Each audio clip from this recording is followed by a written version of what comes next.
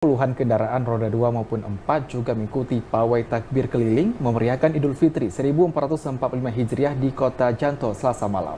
Hujan yang mengguyur Kota Janto tidak menyurutkan semangat warga untuk ikut memeriahkan pawai yang mengambil rute sejumlah kecamatan di Aceh Besar.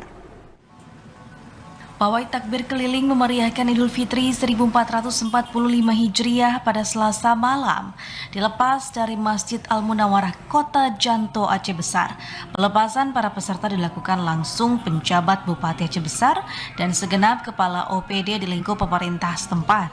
Selain kendaraan roda 4 milik OPD Pemkab Aceh Besar, pawai diikuti warga dari sejumlah kampung di kabupaten setempat. Sembari mengumandangkan takbir, peserta mengambil rute sejumlah jalan protokol di Janto, ibu kota Kabupaten Aceh Besar. Perayaan Idul Fitri diharap menjadi momentum bagi warga Aceh Besar untuk menjadi muslim yang bertakwa. Hal ini tidak lepas dari ibadah puasa yang telah dijalani, yang tidak saja melatih kesabaran tetapi juga mengendalikan hawa nafsu. Karena takwa ini penting.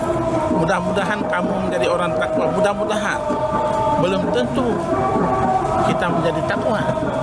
Jadi kita berharap bahwa dengan momen Ramadan ini, di akhirnya kita terbebas daripada api neraka dan bisa kita melaksanakan apa yang diperintahkan oleh Allah Subhanahu wa taala. Selain di Kecamatan Kota Janto, pawai berlangsung sekitar 2 jam ini juga menempuh Kecamatan Selimum, Kuta Cotgli.